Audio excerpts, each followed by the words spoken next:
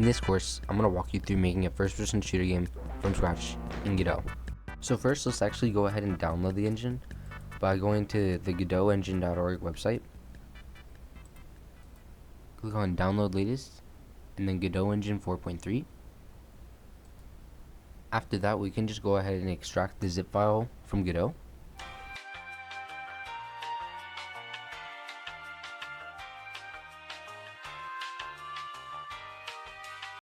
Now that we've installed Godot, let's make our first project. Click Create New Project, and you can name it whatever you want. For this one, I'm just going to call it Tutorial. After that, you can place it in whatever file location you want. And then click Create and Edit. We've made it to the editor. And if you're unfamiliar with this might look a little bit confusing and scary, but I promise it's not. Before we go into actually making the game, we're gonna get familiarized with some of Godot's fundamentals. To make anything in Godot, we use things called nodes, which are basically just small components you can bundle together and add scripts to get the result you want. We use scenes to contain certain nodes that work together to be one piece of the game, like player, ammo pickup, world, etc. So if we click on this plus sign over here, we can get a drop-down menu of all the nodes that we have available to us. For the sake of simplicity for this tutorial, I'm just going to add a basic node 3D to experiment on. I'll rename this node to test, and to stay organized, I'm going to add two files to the file system and name one of them scenes and then the other one scripts.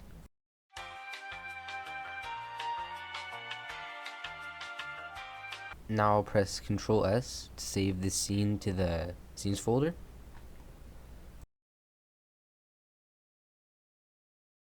So now we can go ahead and add a script to this test node, and I'll move it into the scripts folder so we can stay organized.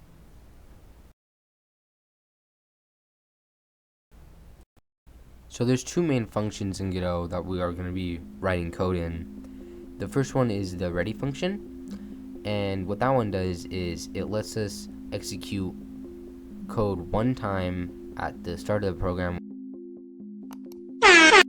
And the second one is the process function, or the physics process function. The only difference between the two is that the physics process function is directly tied to the Godot physics engine, and so both of them execute all of the code in the process function every frame update.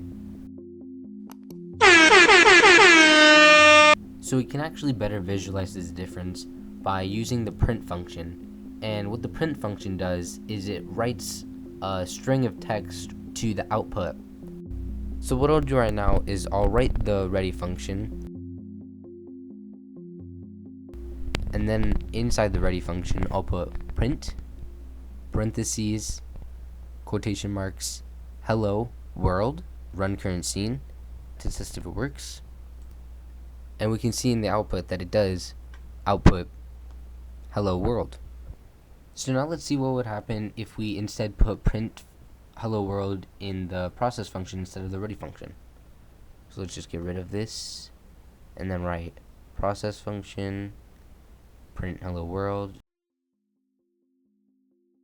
Let's run current scene, and yeah, we can see that it is printing hello world every frame update. So in games, you need to constantly be keeping track of things like numbers, game states, conditions, all using variables which you have to declare by writing var, the variable name, and then the value you assign it. So in most languages, including GDScript, we use four main variable types, and these are integers, which are numbers that don't have any decimal points, floats that do have decimal points, bools that keep track of whether a variable is true or false, and there's strings, which aren't numbers, they're just words. So let's make two variables and assign them each integer value. Let's call one of them number 1, easy, and assign it the value of 5, and then the other one, number 2, and assign the value of 10. Then we'll make a ready function, and we'll print out the value of number 1.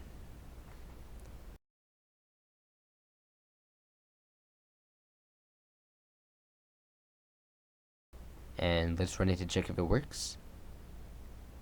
And we can see in the output function it did print out 5. It didn't print out number 1, it printed out 5, the value of number 1. So instead of just printing out the number 2 and number 1 value, let's see what happens if we add both of them together and then print it out. Run current scene, and we can see it did give us the sum of number 1 and number 2, which is 15. Another major fundamental of coding we should go over in this video is if statements. When you need to check if an enemy health is less than or at 0, if the player pressed a button on the keyboard or mouse, if the player walked into a certain area. For this example, I want us to determine how many times the player has clicked the left mouse key on their mouse. First, we need to set up the left mouse button input by going to project settings, then click on the input map, and we're going to call this one click, but you can add new actions in this menu and name them whatever you want. But for this one, we're going to just name it click. And you just click on this little plus sign, and it gives you the menu of all of the actions that you can assign it to. And you can either manually go into it and search for the input that you want to assign it to, or you can just click on this little search menu and it'll automatically assign the button being clicked to the input. So we can just get rid of this and write a variable to hold the clicks and assign the value of 0.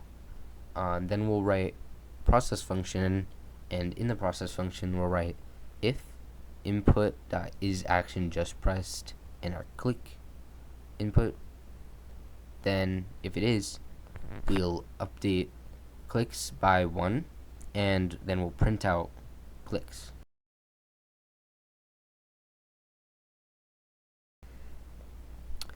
And now if we run this, we can check if it's working by clicking on the window. And yeah, we can see that it is working, because in the output it's printing out the incremented by 1 amount of clicks. So what I'll do is make another variable and call it clicks required, and I'll set it to 10. So I'll make another if statement and check if clicks are greater than clicks required. We can print you have enough clicks, and else you will print you don't have enough clicks.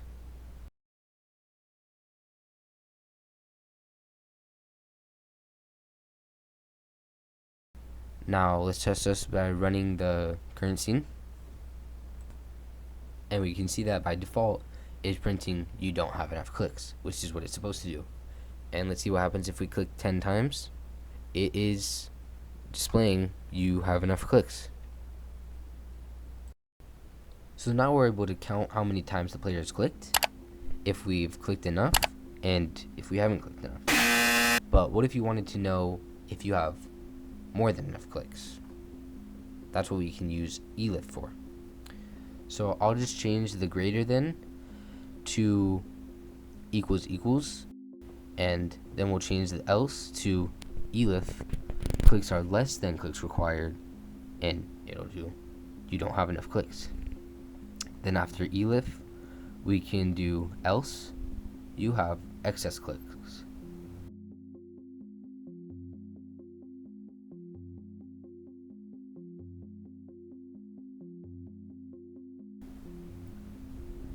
So let's run it to check if it works, and you don't have enough clicks. Let's click 10 times. Okay, you have enough clicks. Now if we click over 10 times, you have excess clicks. Great. So that's how if, else, and elif work.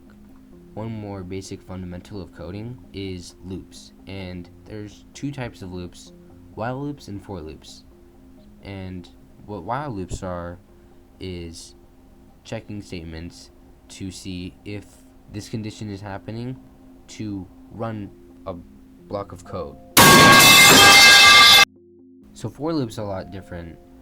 Instead of constantly running the loop code while a condition is true, they check and see how many times they need to run a code by seeing how many of one thing is in another thing and then looping the code that many times.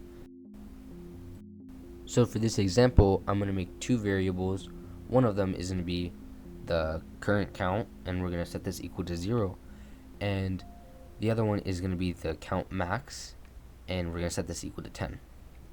And now we'll make a new process function, and we can write while the current count is less than the current max, we will add 1 to the current count and we'll print current count. And we can test this by running the scene and seeing it prints out 1 through 10. So now we can see that we have 3 CSG box nodes as children of the test node.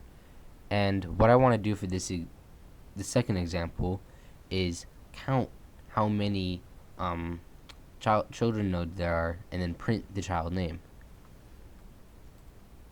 So we can write in ready function for child, which is the CSG box, in get children from the test node, and then we can print the child.name.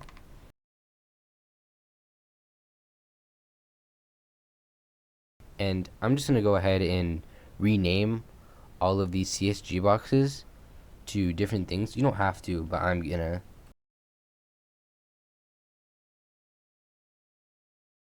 And let's run the scene to see if it worked.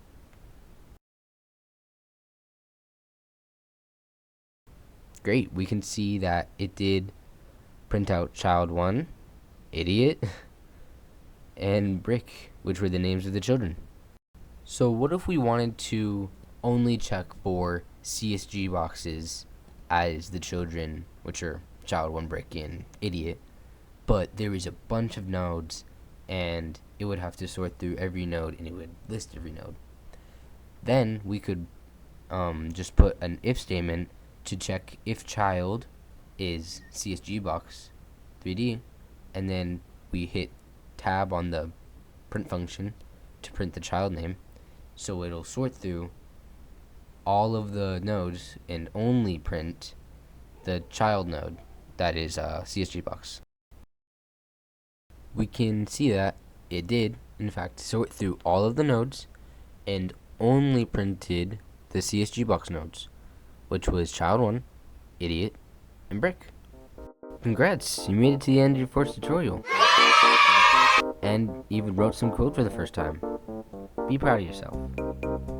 In the next tutorial, we'll go over how to make a basic 3D controller, but until then, leave any questions in the comments and I'll get back to you when I can. Thanks for watching.